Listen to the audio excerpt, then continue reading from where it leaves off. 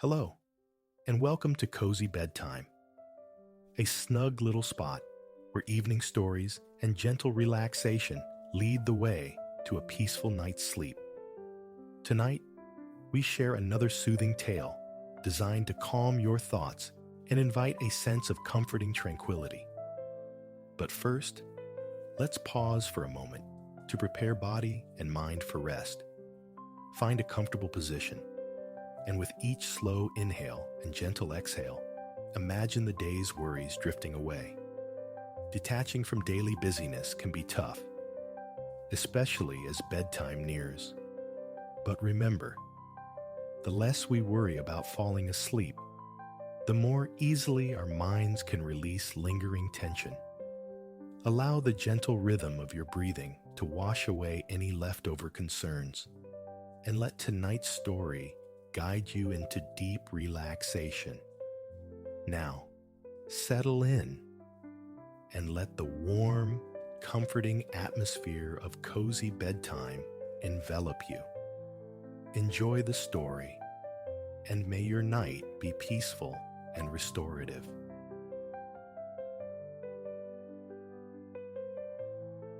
Within the embrace of Oak Haven Village, nestled like a seed in fertile earth, stood a modest, single-room cottage. Here lived Ilara, a young woman whose hands coaxed stories from wood harvested in the nearby ancient olive grove, her carvings imbued with a quiet beauty. Her parents, too, were artisans of the everyday. Her mother conjured fragrant, life-giving loaves from flour and fire, while her father's fingers danced reeds into intricate baskets. Their combined crafts, sold at markets scattered through Oak Haven and its neighboring hamlets, sustained them. Wealth was a stranger to their door, yet contentment was a constant guest. Their small cottage, their familiar village, these formed the boundaries of a happy, unassuming world. But Ilara harbored a luminescence, a secret held close. Scarcely a month passed, amidst the gnarled trunks and silvered leaves of the olive grove, searching for the perfect grain, she had stumbled upon an entryway veiled in enchantment. Beyond lay a cavern brimming with treasure that glittered like trapped starlight. And watching over it all, a formidable djinn. Because she had coveted none of the hoard, the djinn had permitted her departure, even manifesting an immaculate piece of olive wood for her craft. Since that day, Ilara had felt drawn back to the cave's threshold, though she never again uttered the words that parted the stone veil. Instead, she left offerings just outside. Small tokens for the guardian she imagined grew lonely in his timeless vigil. Once, a portion of her mother's peerless bread vanished with a soft whoosh and a fleeting shimmer upon the air. Another time, one of her father's masterfully woven baskets met the same ethereal acceptance. On her next visit, bearing a newly finished carving, she discovered a gift awaiting Durziz. Hurry. A pair of slippers lay near the hidden entrance. Crafted from supple, deep crimson leather, they glowed with exquisite golden embroidery. Their soles, thick and durable, promised protection against the harshest paths. Yet their elegance whispered of palace balls and envious glances. Slipping them on, Ilara found, unsurprisingly, a perfect fit. They were, after all, fashioned by a djinn. A smile touched her lips, a silent offering of gratitude towards the unseen entrance, picturing the djinn observing her from his magical seclusion. She murmured her thanks for the wondrous slippers before placing her own wooden creation upon the earth. Whoosh, shimmer. It dissolved into the air, claimed like the gifts before it. The subsequent weeks were a blur of market journeys for Alara and her parents, their wagon laden and spirits high.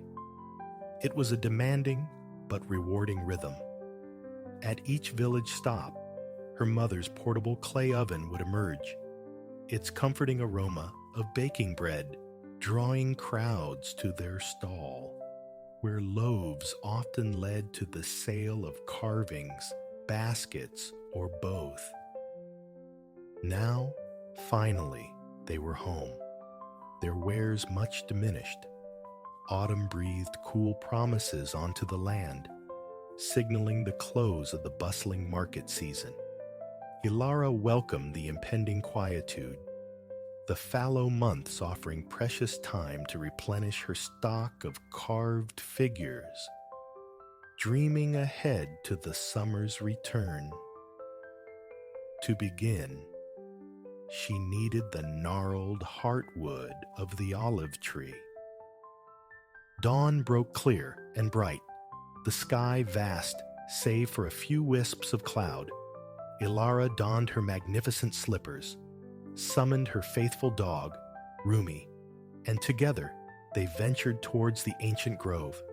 Tucked into her satchel was a small pot of golden honey, acquired from a distant market stall.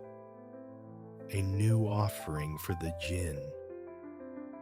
They meandered among the venerable trees, their twisted limbs reaching like arthritic fingers, their leaves dusty ovals of gray-green. Silence draped the grove, broken only by the scuttling of birds foraging below and the hopeful songs of others perched in the low branches.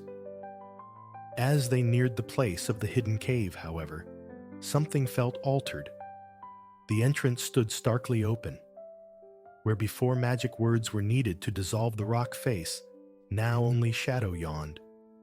Hesitantly, Alara approached, peering into the darkness. No sound emerged, only stillness. A knot of concern for the djinn tightened within her, compelling her forward. Inside, the memory of automatically igniting torches contrasted sharply with the present gloom. No magical illumination sprang forth to guide her steps, yet sufficient light spilled from the entrance to reveal the long tunnel descending towards the main chamber. The darkness gradually yielded as she neared the vast space, and looking up, Ilara noticed a small aperture high in the ceiling, admitting a slender shaft of daylight. What this light illuminated was absence, a cavern utterly void. Gone were the legendary heaps of gold coin, some broad as her palm. Vanished was the mountain of scintillating jewels, the canvases rich with oils, the serene marble sculptures. As Alara wandered the echoing emptiness, Rumi diligently explored the periphery, nose twitching, deciphering the lingering sense of what had been. Then, investigating a hollow in the cave wall, the dog encountered an obstruction. He tried to dig, whining softly when the object refused to yield. The sound drew Alara's attention. Approaching, she saw a faint metallic gleam within the recess. Reaching in, her fingers closed around cool metal. After a brief struggle, she pulled free a plain brass lantern. It resembled the lamps her parents used to banish the evening shadows in their cottage. But where theirs shone brightly, This one was tarnished and dull. Almost absently, Ilara rubbed its side with her sleeve. Instantly, with a gentle sighing sound, the djinn materialized before her, floating serenely. Ilara stumbled backward onto a miraculously appearing cushion, while Rumi erupted in a frenzy of barks at the towering apparition. The djinn, twice the height of any mortal man, clad in loose trousers and a long tunic cinched by a wide golden belt, hovered just above the floor, a smile gracing his features as he regarded Ilara's wide-eyed astonishment. Rumi's barking persisted until the djinn glanced towards him. With a casual snap of his fingers, a large, meaty bone appeared, tossed gently towards the dog. Rumi, instantly diverted, settled down with his unexpected prize. Ilara, relieved to see her friend again, felt a pressing need for answers. Once her surprise subsided, she voiced her questions. The djinn explained.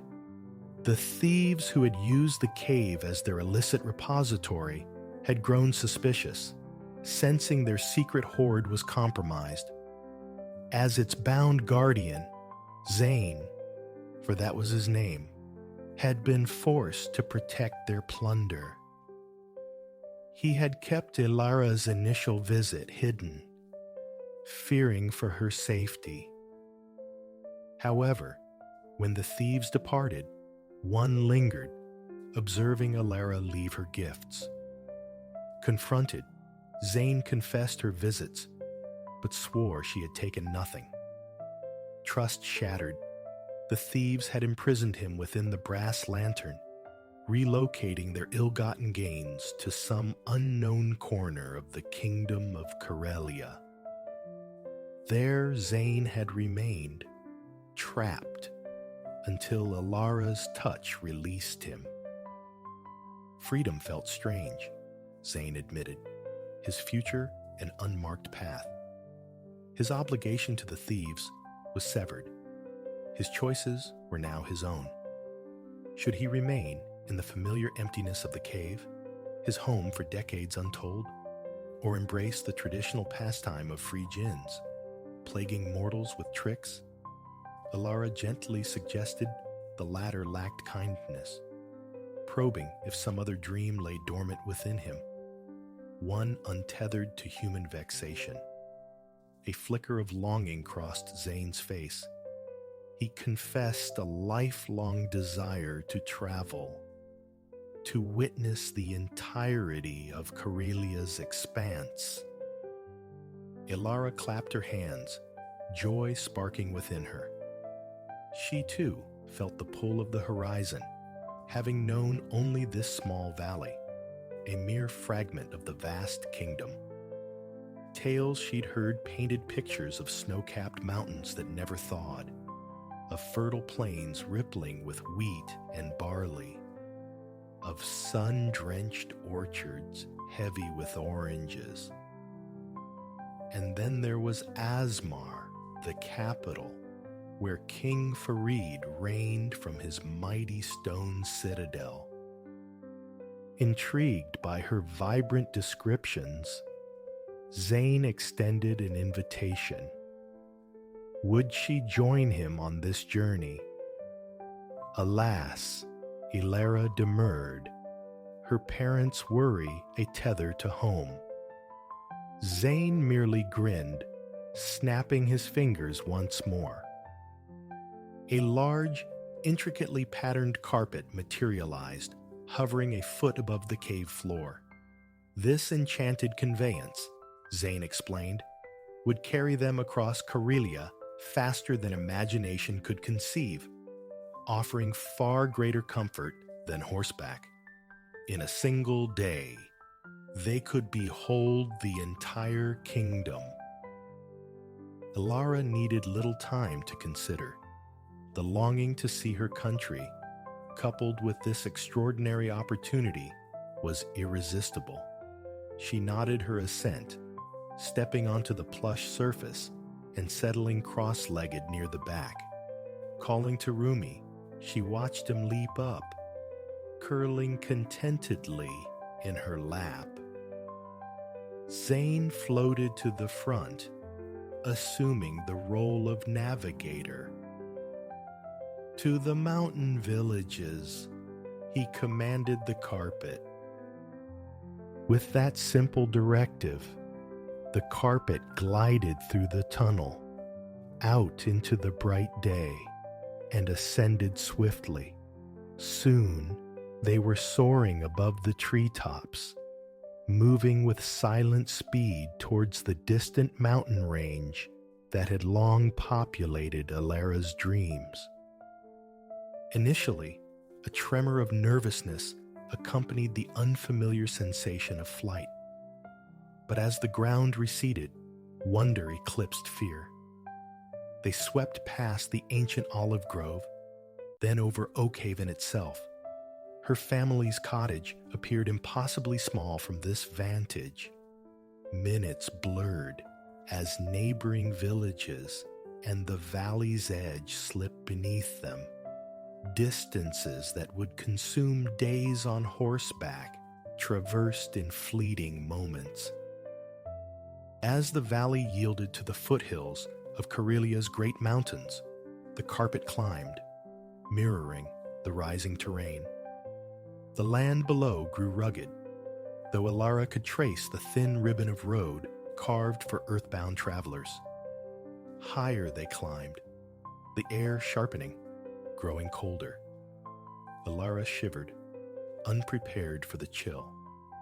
Noticing her discomfort, Zayn snapped his fingers. Instantly, she was enveloped in a soft, thick woolen coat and matching hat. Warmth bloomed, and she offered Zayn a grateful smile. Soon, patches of white appeared on the rocks below, lingering snow from winters past.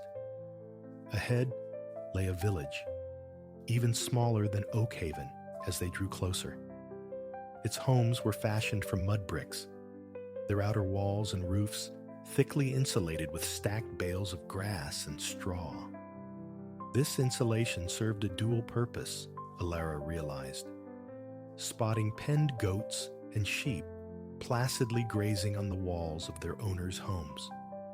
Thin tendrils of smoke curled from tiny stovepipes, evidence of wood fires warding off the mountain chill within. It seemed the midday meal held everyone indoors, allowing Zayn to land the carpet just beyond the village perimeter unnoticed. Another snap of his fingers, and the carpet vanished.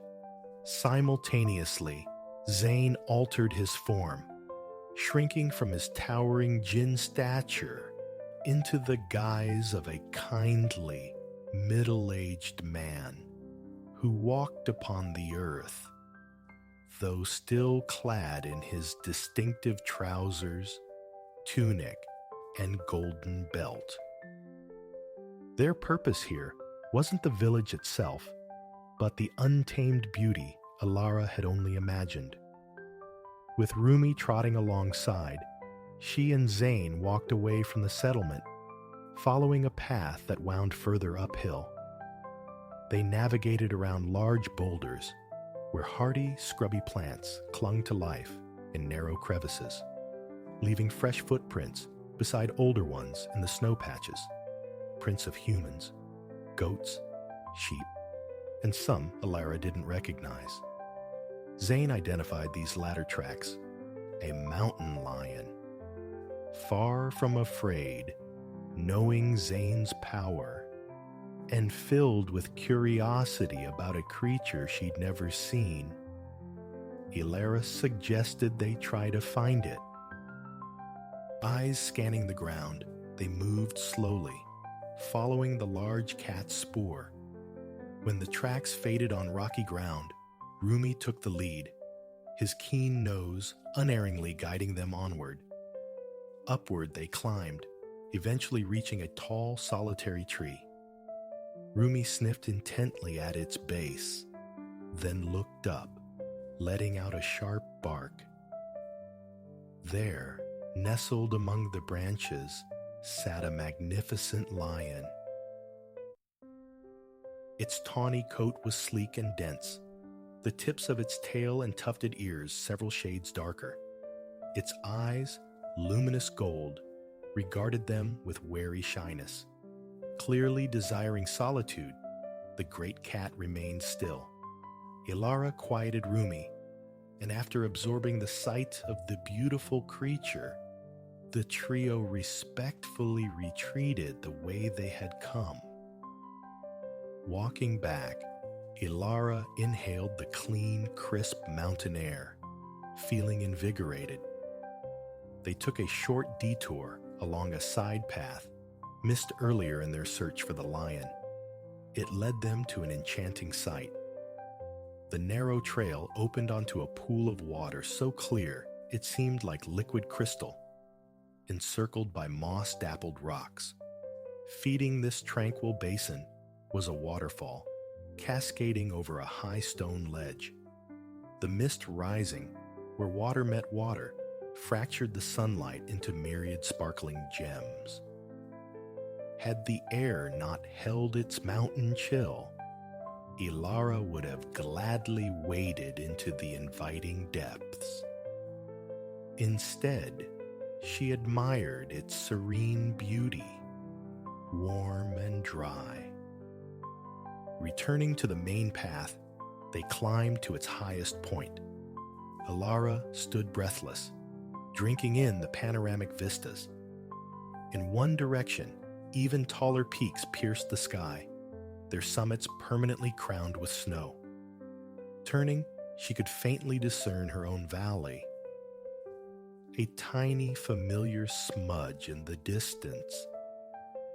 And stretching away elsewhere lay the rich tapestry of farmland, the breadbasket of Karelia. That would be their next destination.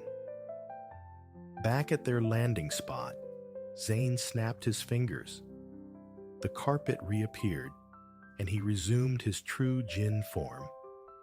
They settled onto its surface, and Zane directed it towards the farmlands. The descent was dreamlike, the landscape shifting rapidly below, the temperature warming with every passing minute. Soon, Ilara shed the woolen coat and hat, the mountain cold replaced by gentle warmth. Forests gave way to fields bursting with crops ripe for harvest. They drifted over a large, prosperous-looking village before landing near an orange grove. Once more, Zane concealed the carpet and adopted his human disguise. Ilara gazed with pleasure at the orderly rows of trees to her left. It wasn't her beloved wild olive grove, but its shady depths held their own quiet invitation. Across the narrow dirt track to her right stretched a field of corn, taller than any plant she'd ever seen, the stalks growing in dense proximity. Intrigued, she squeezed between the rows for a closer look, leaving Zane waiting by the road. After only a few steps, a strange voice startled her with a greeting. Ilara looked around, seeing no one. Besides Rumi, the only visible creature was a crow, perched nonchalantly on a bent cornstalk, its bright black eyes fixed on her. Then, quite distinctly, it repeated, "Hello." Surprise flickered through Ilara, but the day had already been extraordinary. Flying carpets and friendly djinns had stretched the boundaries of possibility. A talking crow seemed almost mundane in comparison. She smiled at the bird. "Hello," she replied. When Ilara asked how it came to speak, the crow confessed uncertainty. It had simply listened intently to the farmers working the fields, eventually mimicking their sounds. The farmers, it added, paid it little mind. Ilara was the first person ever to respond. The crow explained it lived in the adjacent orange grove, visiting the field daily for corn. At Ilara's request, it flapped its wings and flew across the path towards the shady trees. Ilara and Rumi followed at a slower pace, rejoined by Zane. They found the crow perched on a low branch near the grove's heart. Silence settled among the trees, punctuated by the soft rustle of leaves and dappled sunlight filtering through the canopy. Branches hung heavy with ripe fruit, their deep orange hue a vibrant contrast to the lush green foliage. As Ilara admired the scene, a young farmer appeared, pushing a wooden wheelbarrow half filled with gleaming oranges. He greeted Ilara and the disguised Zane amiably, asking if they required directions. Ilara explained they were simply visitors, captivated by the beauty of the grove. Pleased, the farmer welcomed them to explore further, inviting them to pick a few oranges for their journey. Mindful not to impose, Ilara selected only 2, thanking him for his generosity. Peeling the fragrant skin as they strolled leisurely through the trees, the small group savored the juicy segments one by one. The crow remained their companion, flitting from branch to branch, sharing snippets of harmless avian gossip. Eventually, the time came to depart for the capital city. Zane summoned the carpet with a snap of his fingers, and the trio climbed aboard. Waving farewell to the talkative crow, Zane directed the carpet towards Asmar. Gaining altitude rapidly, the fertile farmland transformed into a vibrant patchwork quilt below. Soon, this rural landscape yielded to denser clusters of homes and towns, signaling their approach to Asmar's outskirts. Zane guided the carpet to land within a small copse of trees, near enough to the city gates for convenience, but distant enough to avoid unwanted attention.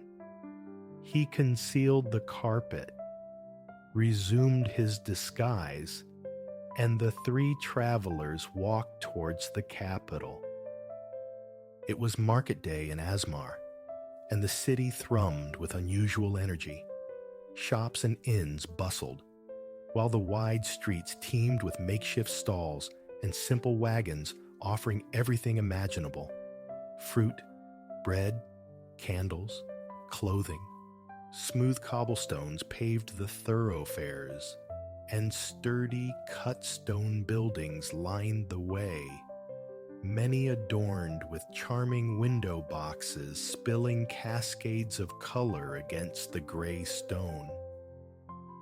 While the market pulsed with life and interest, Ilara had witnessed many such scenes. Her gaze and her steps were drawn uphill towards the legendary castle, home of King Farid. The castle, too, was built of stone, but it possessed a unique character. Hewn from a special quarry far to the south, the granite possessed a striking green hue, making the royal residence stand out dramatically against the city's backdrop. As they approached, an elderly man walking just ahead of them tripped on a loose cobblestone and stumbled. Ilara rushed forward, helping him regain his footing and offering her arm for support. The man smiled warmly at her kindness, assuring her it wasn't necessary. His home was just before them. He gestured towards the castle, from which several guards were now emerging, running towards them with concerned expressions. The old man, it transpired, was none other than King Farid himself.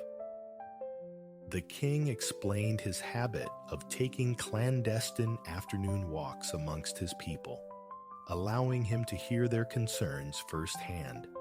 Charmed by Alara's spontaneous aid, he invited her and her companion. Rumi waited patiently outside the main gate for tea, an offer they eagerly accepted. Flanked by guards, they passed through the grand entrance into a vast reception hall, the largest room Alara had ever beheld. Chairs lined the walls. Intricate hand-woven carpets graced the green stone floor. And dominating the space was a single large throne, also of green stone, elevated slightly above the room. But King Farid didn't linger there. He turned right, leading them through an unassuming door, down a short corridor, and into a much smaller, more intimate chamber. This room exuded coziness, furnished with plush chairs all at the same level, rich hangings adorning the walls, and a gleaming brass tray laden with tea and cakes already waiting. Dismissing the guards and servants, the king poured tea for his guests with the simple grace of a thoughtful host. They talked easily of books, of art, of travel. Alara and Zayn spoke of their journey, allowing the king to assume they had traveled conventionally, perhaps for months on horseback. King Farid listened, impressed by their adventures, and particularly intrigued by Alara's fond descriptions of her distant valley and its ancient olive trees, a region so remote he had never visited. Eventually, a guard discreetly interrupted, reminding the king of an important meeting. The day was waning, and Alara felt the pull of home, of her own beloved valley. They took their leave of the kind monarch, escorted back outside by a guard. The trio walked back towards the city gates through the market, now winding down for the evening. Vendors packed their remaining wares while shoppers dispersed, heading home or to nearby inns. Reaching the small stand of trees, Zayn snapped his fingers, and the magic carpet shimmered back into existence. They climbed aboard one last time. Zayn directed the carpet back towards their valley, instructing it to travel at a more leisurely pace. As they floated serenely above Asmar, a profound weariness settled over Alara. She yawned widely, then lay back on the soft carpet, pulling Rumi close. Closing her eyes, she let the smooth, rhythmic motion lull her towards sleep, replaying the day's wonders in her mind: the snow-dusted peaks, the talking crow, the generous king. It had been an experience beyond dreaming, a tapestry of memories she would cherish forever. Rumi sighed contentedly, snuggling closer, and together the two travelers drifted quietly into slumber, carried gently homeward through the twilight sky. Desiccated leaves powder beneath your boots as you drift down the country lane. Ahead, a destination marker emerges: Gloomy Gourd's pumpkin patch. The letters gouged into a slab of wood, swinging from a sun-scoured, venerable gate. Far beyond, forested peaks lie swaddled in autumn's signature tapestry. Here, though, the terrain yields to flatness, a perfect cradle for pumpkins. Above, the sky stretches, a placid blue canvas feathered with downy clouds. Your gaze drops, snagging on an immaculate maple leaf, resting near the towering red and yellow sentinel beside you. Stooping, you pinch its stem delicately. Held aloft against the sun's gentle diffusion, its intricate architecture is a marvel. Unlike its brittle neighbors, this leaf retains a supple memory of its lifeblood, not yet crisp, but firm. Too exquisite to abandon, you decide, tucking it carefully within your satchel, a memento secured. Approaching the gate, a sigh of wind slips past, a cool caress felt through the weave of your shirt. Instinctively, you draw your fine wool scarf closer, a small defense against the chill. The gate's metal clasp yields under your thumb with a protesting rattle and groan, testament to its long service. Decades, surely, it has stood sentinel over this farmstead. You secure the latch behind you. Turning, the air greets you, thick with the warm perfume of ripened pumpkins and the sharp sweetness of crisp apples. The patch unfolds along a brief dirt artery, flanked by slender, towering trees. A mosaic of red, gold, umber, and orange leaves carpets the pale earth trail. Some surrender with a satisfying crunch underfoot. Others, still yielding, offer only silence. A modest wooden kiosk materializes, the point of entry. A woman sits within, her posture welcoming. Pleasantries are exchanged, brief words floating on the cool air. You retrieve the necessary notes from your pocket, passing them across. Her smile is genuine as the metal cash box clinks open. She proffers a ticket. You trace its papery texture between your fingertips, turning it over once, twice, before consigning it to your pocket. Beyond the booth, the full scope of the pumpkin patch unfurls. Gourds in a startling spectrum of sizes and hues command the view.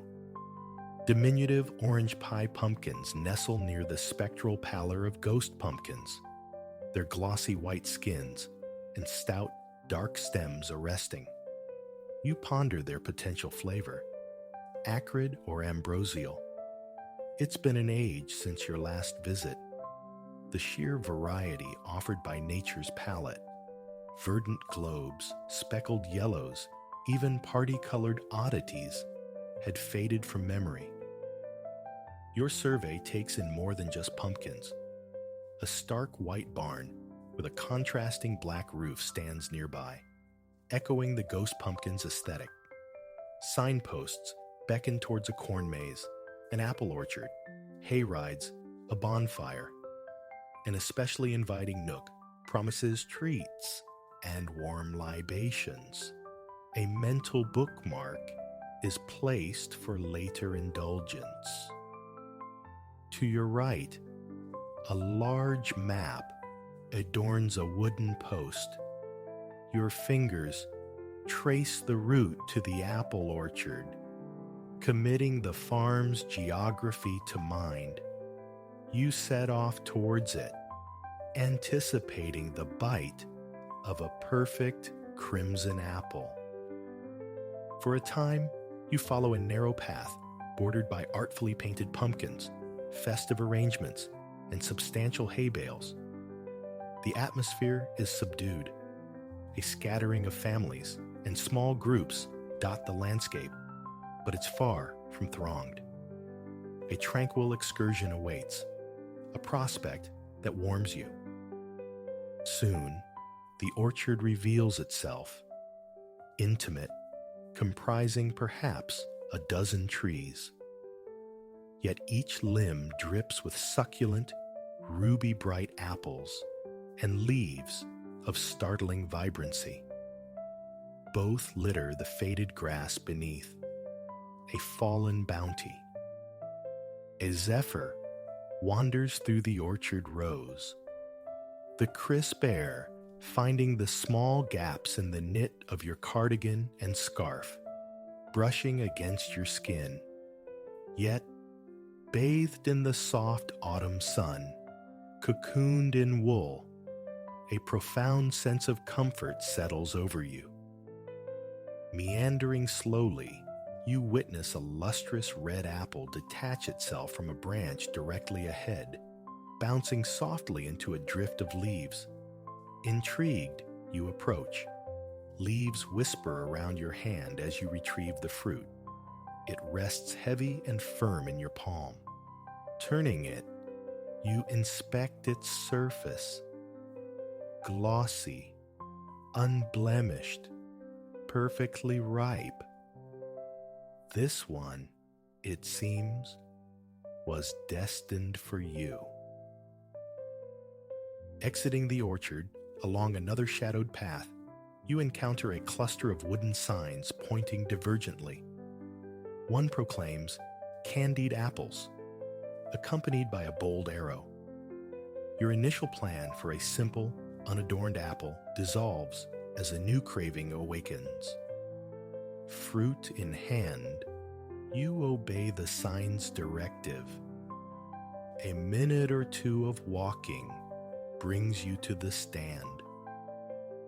The stall offers freshly dipped candied and caramel apples adorned with myriad toppings, alongside the allure of crafting your own. Following a brief exchange with the easygoing farmer presiding over the booth, he presents you with a pointed wooden skewer. Accepting it carefully, you impale the apple through its base, anchoring it firmly into the core. With deliberate slowness, you immerse it in a vat of viscous, molten caramel. The aroma of smoky, liquefied sugar ascends, intoxicating. Soon, the sticky, hot confection cloaks the apple's skin. Your mouth waters in anticipation of this decadent treat. As a final flourish, you roll the caramel-drenched sphere in a bed of chopped peanuts. Perfection. You offer thanks to the farmer for his assistance, then turn away, heading towards the main expanse of the patch. A pair of children, hands clasped, dash past, their faces alight with eagerness for their own apple-dipping turn. Presently, a wooden bench beckons, an inviting spot for repose and indulgence. It emits a weary creak as you settle onto it, yet feels surprisingly comfortable. From this vantage point, the pumpkin kingdom sprawls before you beautifully. A straw sentinel, clad in linen overalls, stands amidst hundreds of orange orbs, great and small. Gazing down at the caramel apple, you rotate it slowly, admiring your handiwork. Its surface gleams, reflecting the gentle afternoon light, and a solitary branch of the maple tree behind you.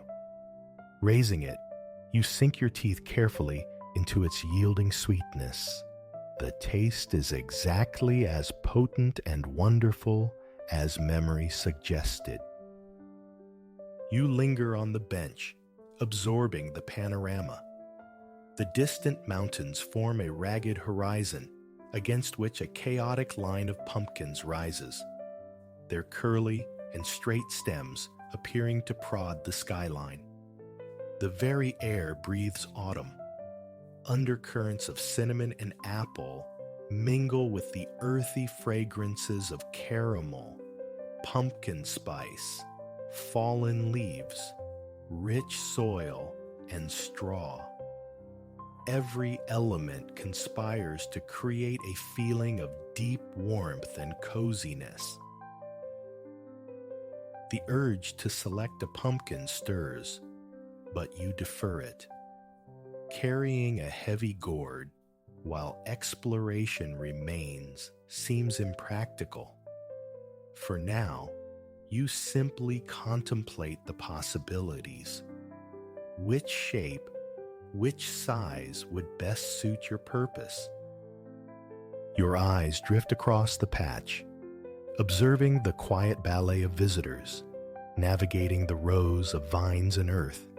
Some capture moments with cameras. Others search intently for their ideal squash, bending low, expressions of focused curiosity flitting across their faces. Small red wagons, fairy children clutching prized pumpkins, while other visitors tuck their chosen gourds securely under their arms. After some minutes, you rise from the creaking bench and resume your journey, directing your steps towards the black and white barn glimpsed earlier. It lies just beyond the orchard you recently departed. Instead of retracing your path to the right, you opt for a route veering left. As the day matures, the breeze acquires a sharper edge. You fasten another button on your cardigan, seeking snugness. Walking towards the barn, you notice crows wheeling high above, their calls punctuating the quiet air. You glance skyward, admiring the cloud-dappled canvas and the autumnal sun beginning its slow descent. Following another left turn, you arrive at the rustic barn, centrally located within the patch. It serves as an apparent hub for both farm staff and visitors. One farmer stands, boot propped casually against the weathered wood, conversing with another. Periodically, both raise steaming mugs cupped between their palms. One wears loose overalls over a brown plaid shirt. The other sports blue jeans, a simple shirt tucked neatly at the waist. Both are shod in sturdy, comfortable-looking boots. Their shared laughter drifts on the air as they chat, savoring their warm beverages. The gentle rustle of leaves in a nearby tree captures your attention. Turning, you watch as several detach themselves, pirouetting in a brief, silent dance before settling onto the grass. A few others, caught by the breeze, are lofted towards the barn, drawing your gaze along with them. From the periphery of your vision, a group of horses comes into focus. Contained within an unpainted picket fence, they graze with quiet intensity. You observe their slow, methodical cropping of the grass, their contented munching. A smile touches your lips as you admire them from a respectful distance. One boasts a rich chocolatey coat and matching mane. The other is a study in golden brown with flaxen hair. A gust tosses their fine manes momentarily. They shake their heads, clearing their vision before returning their focus to the pasture. Truly noble, majestic creatures. Just then, another farmer emerges from the barn's rear. She begins to groom the chocolate brown horse, which visibly relaxes under the attention. Deciding it's time to move on, you leave the horses to their quiet routines. All around, the pumpkin patch hums with gentle activity. You spot a tractor pulling a wagon laden with hay bales, families assembling for a circuit around the farm. You recognize these rides as a quintessential patch experience and briefly consider joining, imagining the crisp October air rushing past, the jostle and bounce over the terrain. However, you relinquish the idea to the groups already waiting. As the wagon fills and departs, you find yourself momentarily alone near the barn. The stillness is profound. Small wonder your mind feels so serene, so utterly relaxed here. A distinct crackling sound drifts towards you from the barn's far side. Recalling the map, you realize this must be the direction of the fire pit. You walk towards the sound, noticing tendrils of smoke ascending as the sputtering grows louder. You arrive at a circle formed of cut logs, centered around a medium-sized bonfire glowing amongst protective rocks. The familiar, evocative scent of burning wood fills the air, deeply soothing. Few things feel more intrinsically autumnal than this. The entrance to this enclave is marked by an archway fashioned from cut wood and adorned with dried corn stalks. Twin hay bales flank the opening, topped with attractive assortments of squash. Passing through the arch, you appreciate the thoughtful details evident throughout the patch. Above, strings of fairy lights form a twinkling canopy over the fire pit area.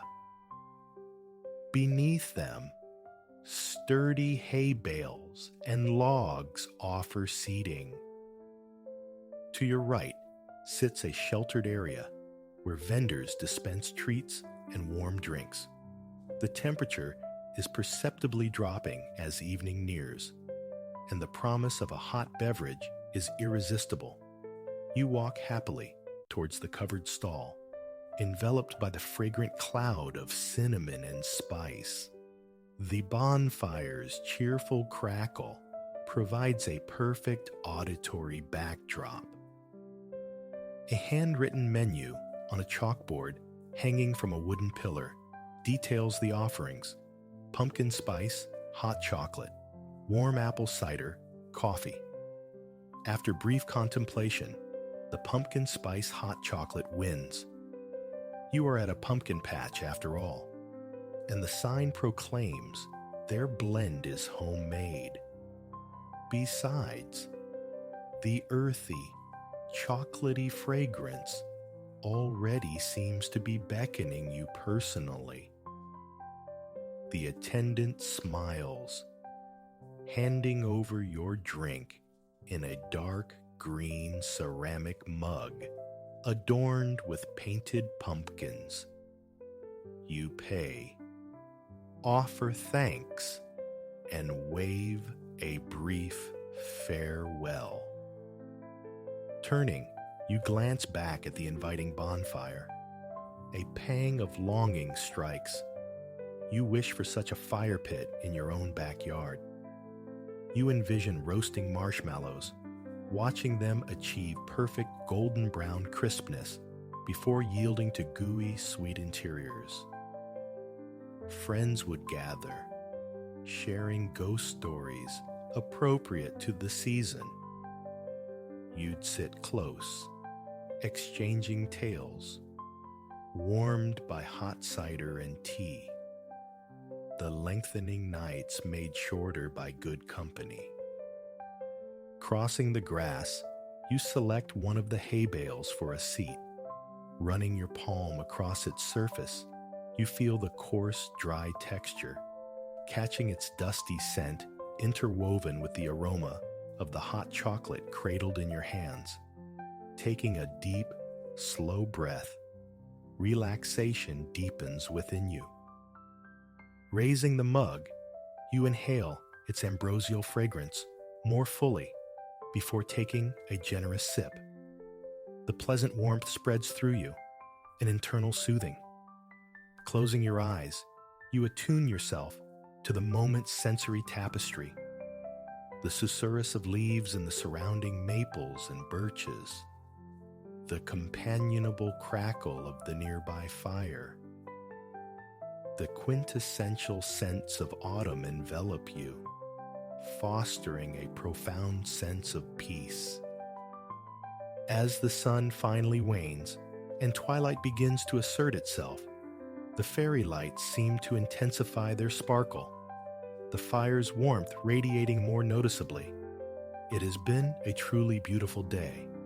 Now, you simply sit, sipping your hot chocolate, appreciating the season's crispness, the fire's embrace, the melody of the breeze.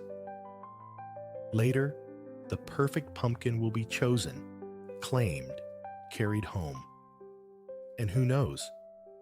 Perhaps the backyard fire pit will transition from daydream to reality this season. Maybe friends will indeed gather for homemade pumpkin pies and stories. It doesn't have to remain a mere fantasy, you reflect, as the potent atmosphere of this place saturates your senses. You hold the warm mug tightly between both hands, utterly content, profoundly cozy. You sit, offering silent gratitude to nature for autumn's splendor, and this wonderful day spent immersed in its heart, here at the pumpkin patch.